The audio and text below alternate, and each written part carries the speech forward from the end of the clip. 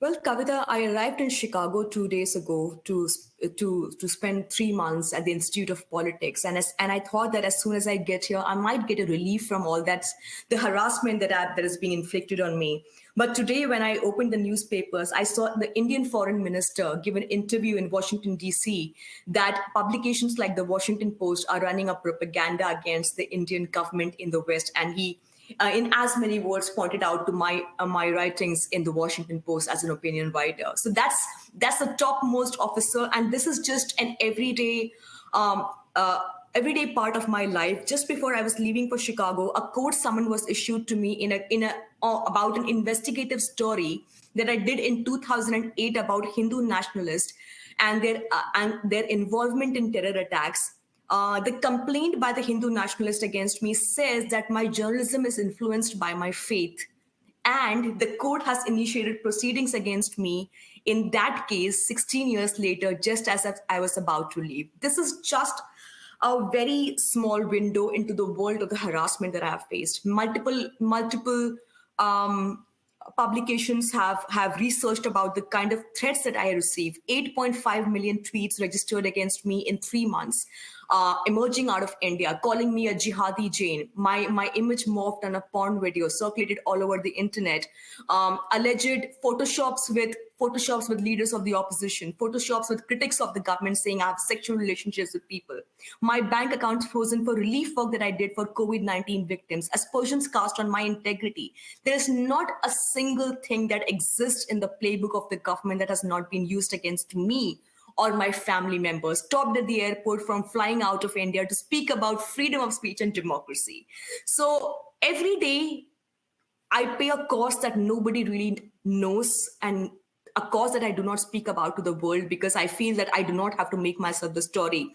But unfortunately, in Modi's India, I am the hunted and the hunter. God knows, I mean, this is what they say a lot of times. But I do feel that some days it gets exhausting, but that's the life I've chosen for myself, and that's the India we are living in, where those who bear witness to the India story every day are being targeted relentlessly. Some of our best activists and journalists are behind bars. Mohammed Zubair was behind bars for almost a month for an innocuous tweet that he put out 5 years ago about a film. For that, he was behind bars for at least 1 month. Gauri Lankesh, a journalist, was murdered allegedly by Hindu nationalists outside her house. And Gauri had translated my book Gujarat Files in Kannada language, and we were supposed to do a book launch in Karnataka of Gujarat Files with her, and she was killed weeks before that. So this is an everyday life of people who choose to speak. Safura Zargar, an activist from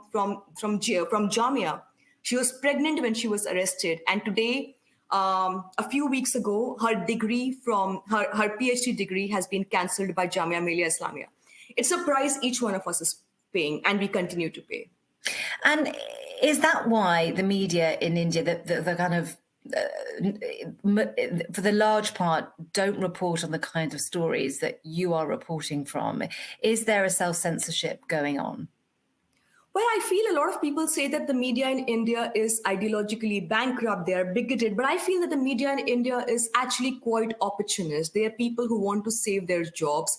There are people who want to bask in the favors lent by the government of the day. These are people who are happy to dog whistle against a 220 million Muslim population as long as they get promotions in their respective jobs.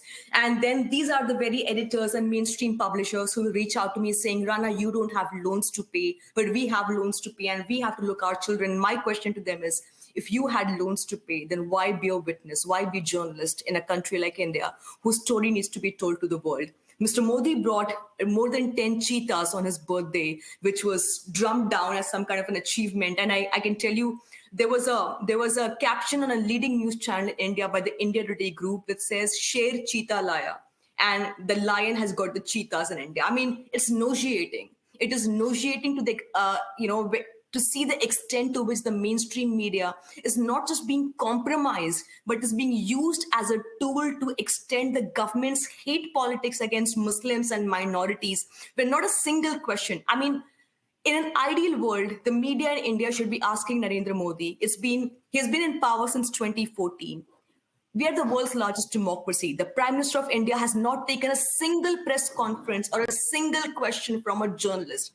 In an ideal world, media would have, asked him and took him, and media would have, asked these raging questions. But we see the India that we live in, we see mainstream media asking questions of the critics, asking questions of the opposition.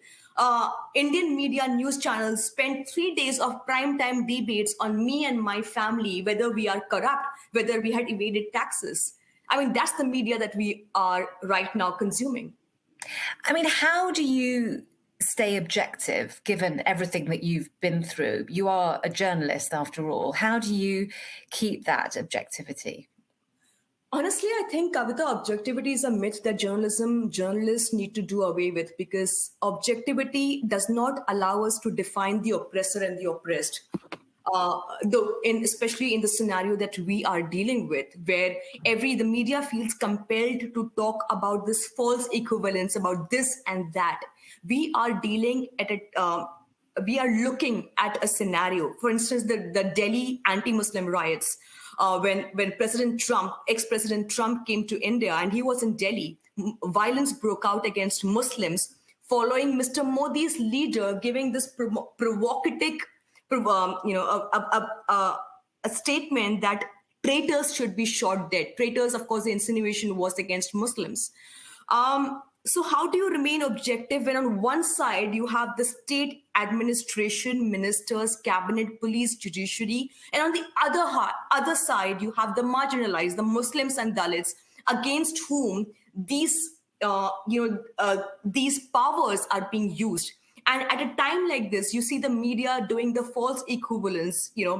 I don't think there is space for objectivity in time of authoritarianism, and at a time when Muslims in India are almost at the verge of ethnic cleansing. I don't see objectivity as a matter of pride. In fact, I desire that we identify the oppressor from the oppressed. And that's something, it's not just about India. It's globally when we as journalists report from a country. It is disheartening to talk about India, but I think my Muslimness does come into my reportage, and I won't deny that. I mean, when I say my Muslimness, it's my lived experience. I cannot deny my lived experience in my writings and my reportage. Does that mean I discriminate against the Hindu majority? I don't think. If the Indians who criticize my reporting of Mr. Modi's politics were to just go back 5 years ago and see my reportage of the Congress-ruled UPA government of 8 years and the targeting of Dalits and Adivasis and the backward classes in India, then they would not be leveling these allegations.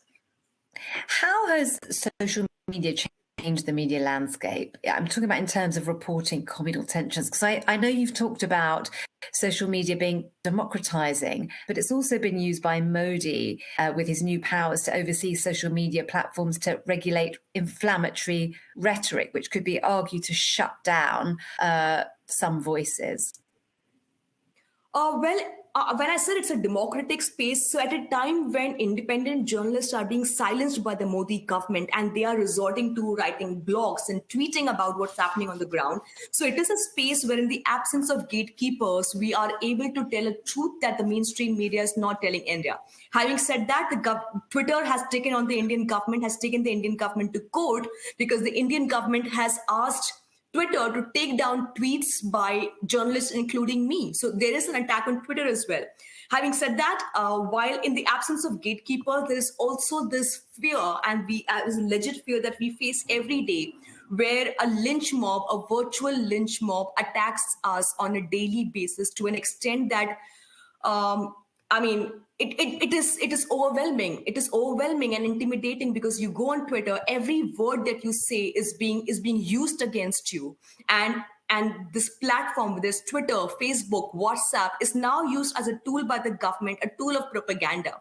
So yes, there are fact checkers in India who do fact checking, but by the time a fake news is used to target dissenters and journalists like me, that fake news spreads faster than the fact-checked news that later goes on. We saw what's happened in London during the communal situation in London between Hindus and Muslims, the role that disinformation played, as rightly put out by a BBC story about the role disinformation played in triggering the communal tension in London. Well, the same situation has prevailed in India, where Hindu nationalism, along with disinformation, has played a crucial part in labeling us as the enemies of the state. I have done this experiment. Some days I just put a full stop on my Twitter. I don't even tweet anything. Just one full stop and I'll get 1,000 replies. Jihadi Jane, where is your burqa? Where is your hijab? So basically, they are not opposing or criticizing what I say. These are people who are there, who have been made to see me as an enemy of the state, an enemy of Hindus, in a country where 82% or 80% Indian Hindus are being made to feel like victims in their own country. So we end up becoming the collateral damage. We, the storytellers, we, the truth tellers, we, the people who are bearing witness, are the ones who have to pay this price offline and online.